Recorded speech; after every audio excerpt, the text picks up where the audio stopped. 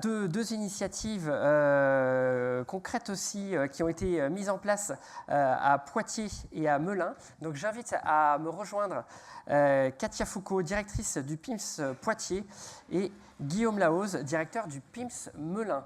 On va s'installer ici, ensemble. Ah, merci. Je vous invite à me rejoindre. Où vous souhaitez.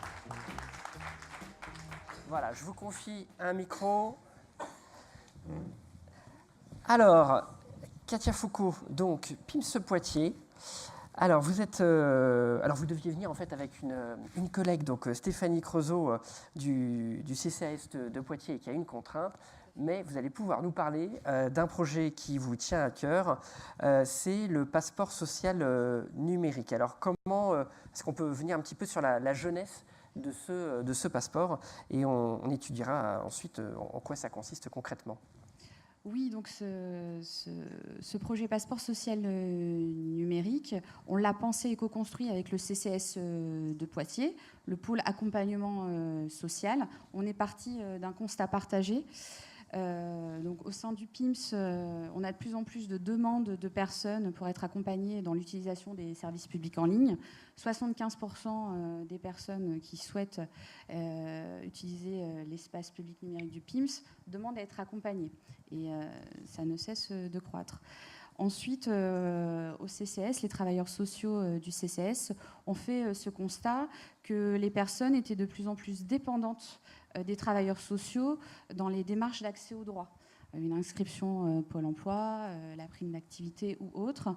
C'est les travailleurs sociaux qui faisaient les démarches pour les personnes. Et les travailleurs sociaux du CCS, mais même aussi de la MDS de Poitiers, donc du département de la Vienne, ne se sentaient pas forcément légitimes pour accompagner ces personnes dans l'utilisation et la montée en compétences sur les usages numériques. Donc là, on s'est dit, il y a peut-être quelque chose à faire ensemble. Travailler cette complémentarité travailleur social et médiateur social. Et comme le disait M. Grimbert tout à l'heure, pour travailler l'autonomie des personnes sur l'usage numérique, il faut du temps. Et c'est vrai que même nous, au PIMS, quand les personnes viennent, c'est dans l'urgence pour une demande précise. On fait de l'accompagnement à court terme. Et on avait la volonté avec le CCS de Poitiers de proposer un programme socio-numérique d'accompagnement personnalisé sur 3 mois pour une montée en compétences des personnes. Alors, comment ça se passe? C'est pour quelle personne, quel bénéficiaire? Et alors, comment ça se construit, ça s'articule? Alors, les personnes peuvent intégrer le passeport social numérique sur prescription des intervenants sociaux ou travailleurs sociaux qui identifient les problématiques, puisque ce passeport social numérique vraiment s'inscrit dans l'accompagnement global des personnes qui sont suivies par des professionnels sur le territoire, qui identifient les problématiques d'insertion ou liées à l'usage du numérique, enfin c'est lié, et qui propose d'intégrer ce programme d'accompagnement et de formation, passeport social numérique au sein du PIMS. Ils viennent au PIMS et là on fait un diagnostic un petit peu de leur situation sur leurs usages du numérique dans toutes les aspects de la vie quotidienne, la mobilité, la santé, l'énergie.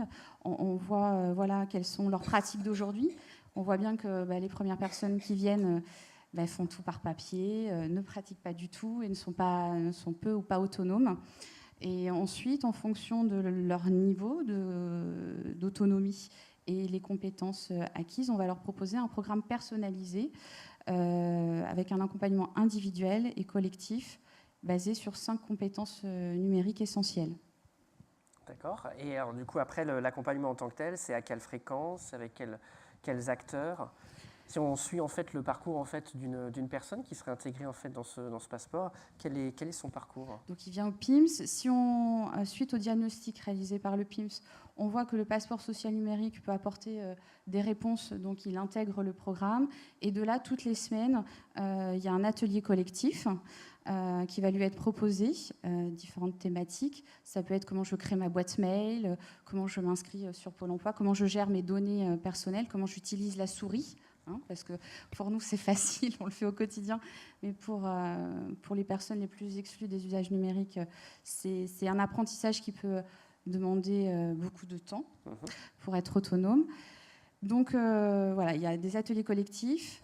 thématique en fonction de là où il en est, hein, de son niveau et de sa maîtrise des usages. Et il y a un accompagnement individuel qui est fait aussi par le PIMS, sur tout le volet téléphonie, usage numérique, conseils, vous en êtes où, comment, sensibilisation voilà, aux dangers d'Internet, comment je peux lire un contrat, de la téléphonie, et puis ensuite tout un accompagnement individuel sur leur démarche, parce qu'ils ont besoin d'être beaucoup réassurés, et ça prend du temps, donc il faut compléter ces ateliers collectifs par un accompagnement individuel dans la montée en compétences. Donc là, j'ai une jeune en service civique qui a été formée, qui les reçoit chaque semaine et qui va travailler pendant 1 heure comment je remplis un formulaire, comment j'utilise la souris, comment j'allume l'ordinateur, parce que souvent, ils vont déjà vers les points numériques sur le territoire. Et quand ils viennent vers nous dans le programme, on se rend compte que oui, certes, ponctuellement, ils ont pu faire une démarche, mais par exemple, allumer l'ordinateur, quand ils vont dans un point numérique, l'ordinateur est déjà allumé. Et là, il y a besoin de repartir des fois sur la base, comment j'utilise mon ordinateur et je l'allume. On est vraiment sur des choses basiques. D'accord. Ce qui nous intéresse aussi, c'est peut-être comment vous avez pu financer ce projet, ce dispositif. Alors, c'est un financement public-privé, hein, puisque des entreprises partenaires des PIMS, notamment du PIMS de Poitiers, donc Enedis, la SNCF, finance cette expérimentation. Hein. Le CCS de Poitiers aussi est financeur, au-delà d'être partie prenante qui a co-construit les outils, le programme finance aussi. Et donc là aussi, le PIMS de Poitiers finance aussi, de par la mise à disposition de professionnels dans le temps d'accompagnement, voilà, l'ensemble du programme. D'accord. En préparant en fait cette intervention, vous me disiez que ça a commencé bien pour l'instant et vous attendiez en fait la fin de l'année en fait pour dresser un bilan. Tout à fait. L'objectif de ce programme Passeport social numérique, c'est de co-construire des outils donc avec le CCS, mais aussi, je devrais le préciser, on travaille avec Emmaüs Connect sur ce sujet. Hein. On utilise des outils de WeTaker, on en crée aussi, et ce programme mutualise des outils. L'objectif, c'est de faire, je sais pas, un kit, je ne sais pas si c'est le terme, mais une boîte à outils qui pourra être utilisé par d'autres sur d'autres territoires. Et je n'ai pas parlé de l'outil le plus important du programme, c'est quand même le passeport social qu'on remet à chaque bénéficiaire, où on évalue tout au long du parcours sa montée en compétences, ses progrès, et ce passeport est remis à la fin du programme et peut être valorisé dans sa recherche d'emploi auprès de partenaires sur le territoire. Pôle emploi est d'ailleurs très impliqué dans la valorisation de ce dispositif en local. Voilà. Et donc tous ces outils-là seront finalisés d'ici la fin de l'année et pourront être utilisés par d'autres au sein du réseau s'ils le souhaitent. Merci Katia. Et puis on attend en fait la fin de l'année pour avoir le bilan complet et puis voir dans quelle mesure en fait on pourrait dupliquer ce projet sur d'autres territoires. Merci à vous. Merci.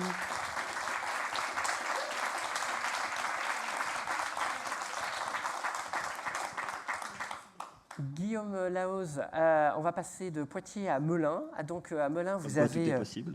Pardon ? Comme quoi tout est possible. Tout est possible, voilà, mais c'est très, très bien aussi. Vous avez, au fil des années, développé une expertise dans la médiation sociale numérique. En préparant en fait cette intervention, vous m'avez parlé de la petite école du numérique. De quoi il s'agit ? Alors effectivement, peut-être pour introduire un petit peu mon propos, il y a quand même 2 points sur lesquels je voulais revenir ce matin et qui ont été abordés au début de la matinée. C'est le numérique au service de l'humain. Et aujourd'hui, c'est vraiment ça dont il est question, c'est comment on met l'humain au centre de la réflexion pour l'inclusion numérique. C'est pas l'humain qui va nourrir le numérique, c'est bien l'inverse. Et dans l'accompagnement aussi, il y a vraiment une nécessité d'intégrer l'humain là-dedans. Et la question des moyens aussi que le président de l'Union des PIMS a évoqué, et ça a été un peu la genèse de notre projet, c'est qu'en fait, on a constaté que quand on a lancé un petit peu notre réflexion en 2015 et qu'on s'est intégré dans cette dynamique de médiation sociale numérique, justement, à ce moment-là, et encore aujourd'hui quelque part, personne ne voulait financer ou mettre des moyens, qui ne sont pas forcément que financiers, sur la montée en compétences de base sur l'informatique. Donc toutes ces compétences transverses qui sont utiles pour chacun des services, des entreprises partenaires, des administrations, etc. Mais qui chacun se disait finalement pourquoi c'est à moi de mettre des moyens là-dessus alors que tout le monde va les utiliser. Et nous, structure de médiation, nous PIMS, notre force, c'est qu'on capte les publics pour d'autres sujets que la médiation numérique. Donc on touche des publics qui viennent nous voir parce qu'ils sont très en difficulté, très éloignés de l'autonomie parfois. Et nous, on arrive à mettre en place les 4 étapes de l'inclusion numérique que Roxane a présentées. Et il y a un gros travail sur la levée des freins psychologiques, notamment avec la sensibilisation. Aujourd'hui, la fracture numérique, ce n'est pas que l'accès matériel, effectivement, Roxane l'a dit également, c'est plutôt secondaire finalement l'accès matériel, et il y a le gros travail sur les freins psychologiques et la simplicité de la démarche administrative à accomplir via l'outil numérique. Et on est toujours sur ces problématiques-là.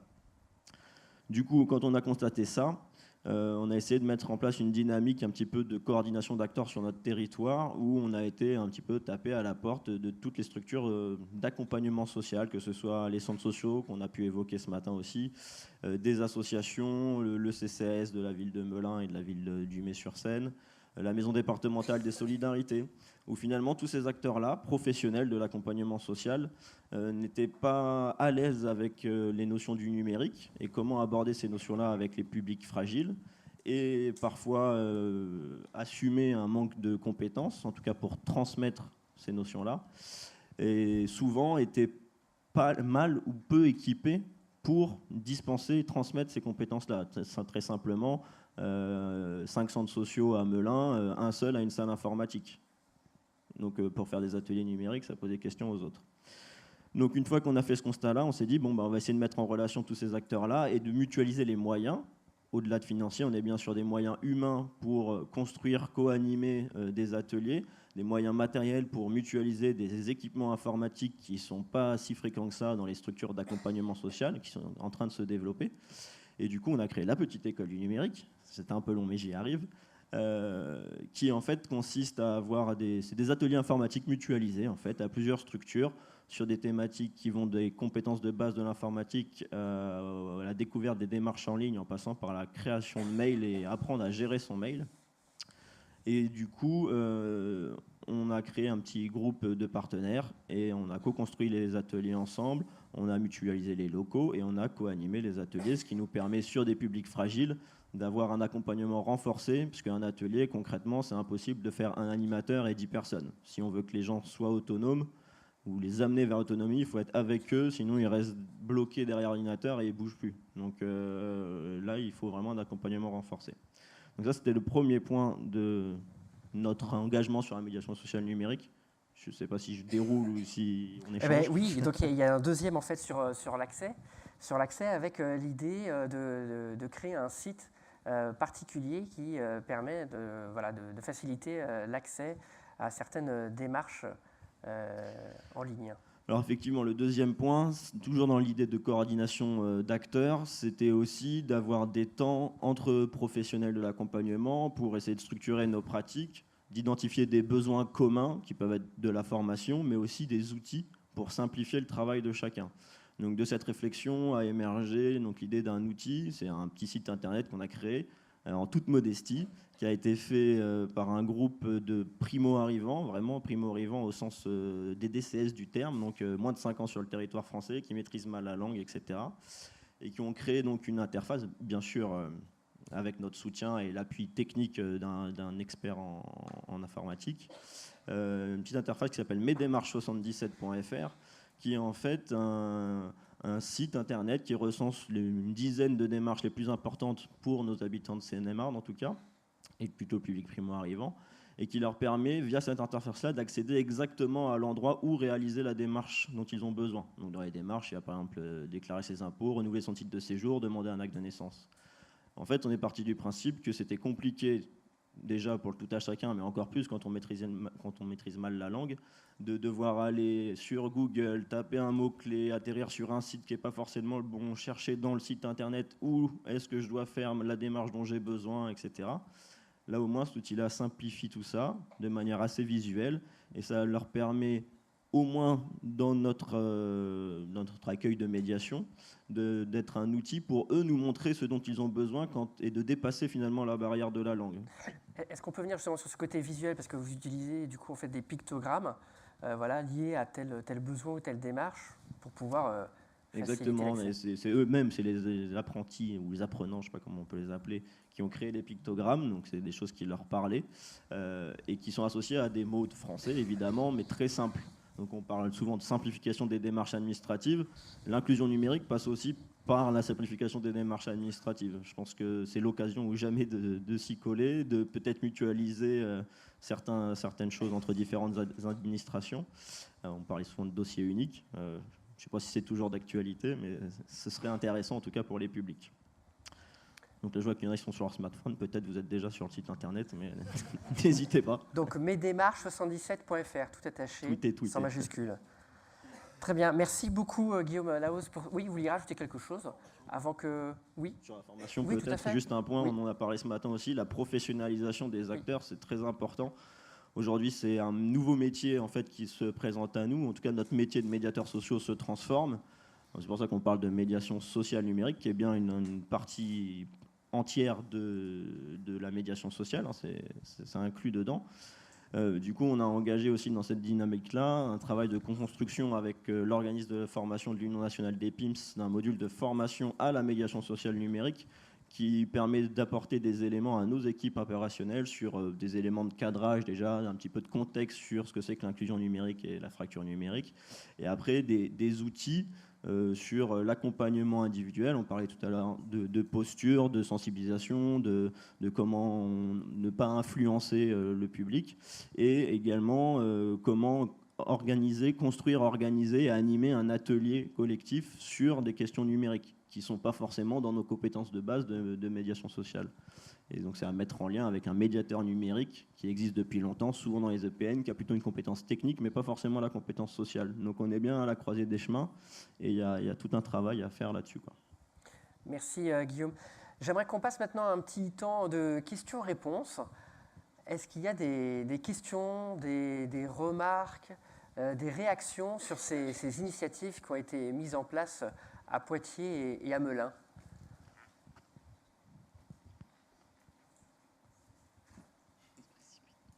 Alors moi, alors déjà, il y a bien des micros qui sont disponibles dans la salle.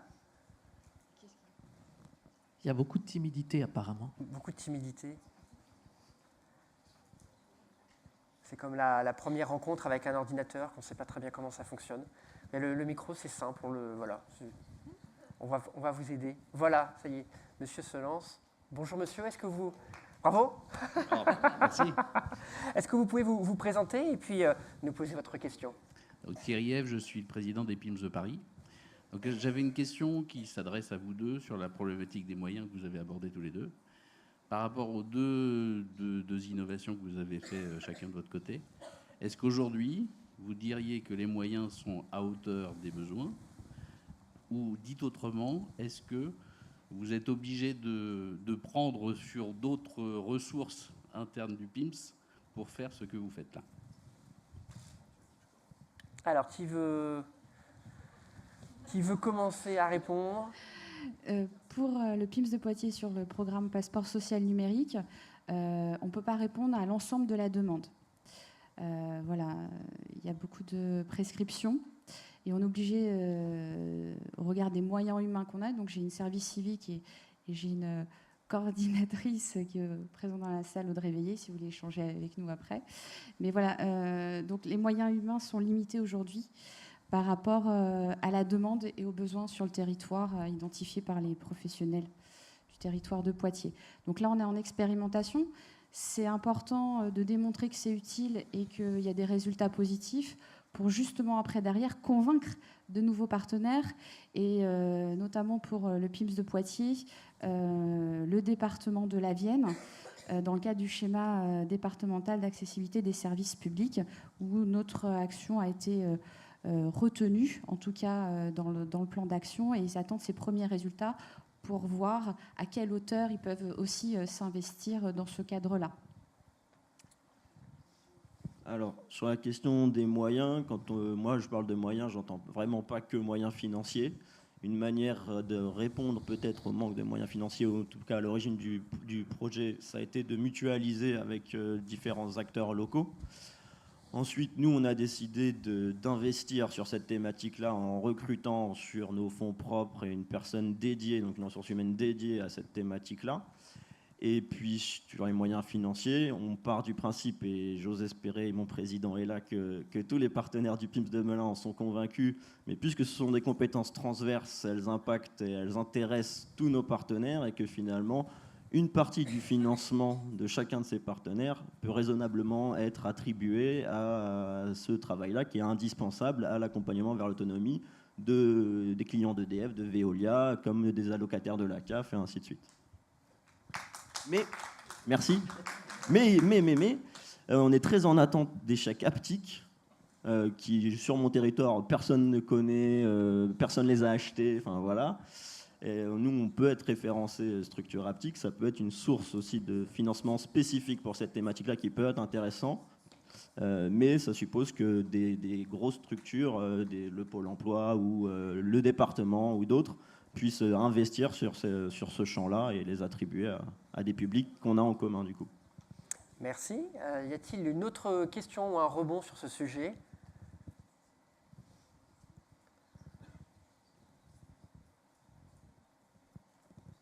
Une question, une remarque ? Alors moi, juste une petite question en fait de loin dans ces projets. Quels conseils en fait on pourrait donner pour pouvoir les répliquer ? Quel est le facteur clé de succès ? Alors pour moi, le facteur clé de succès, c'est comment on présente les choses au public pour pouvoir les mobiliser. On est toujours sur les freins psychologiques souvent. Quand ils viennent nous voir, c'est l'urgence pour ouvrir des droits ou renouveler leurs droits. On est bien sûr des accompagnements ponctuels qui peuvent être dans la durée, mais on n'est pas dans le suivi, nous, dans les PIMS, officiellement, contrairement à un travailleur social, par exemple. Par contre, c'est compliqué pour les gens quand ils ont besoin, je ne sais pas de faire quelle démarche, mais un besoin urgent pour accéder à leur RSA, par exemple. Si on leur dit, bah oui, mais avant de faire ça, il faut que vous inscriviez à un atelier dans 2 semaines pour créer une adresse email, ça va être compliqué et puis on va les perdre. Donc forcément, c'est pareil, encore une fois, la force de la médiation, c'est pouvoir un petit peu switcher entre l'accompagnement de l'urgence, la sensibilisation, l'orientation vers des structures spécialisées dans telle ou telle demande, et puis nous, à notre niveau, pouvoir proposer des solutions d'accompagnement vers l'autonomie, comme nos ateliers numériques. Merci Katia, merci Guillaume, merci pour ces témoignages. Je vous laisse rejoindre la salle.